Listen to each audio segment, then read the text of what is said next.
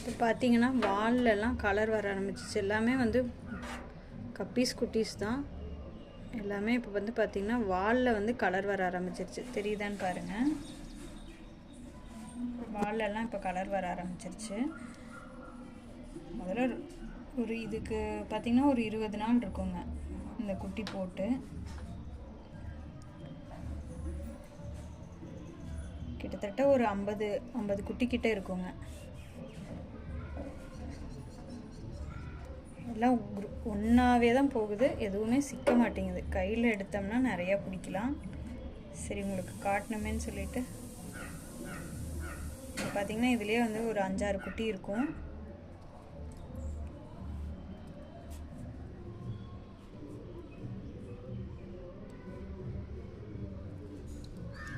தெரியுதுங்களா?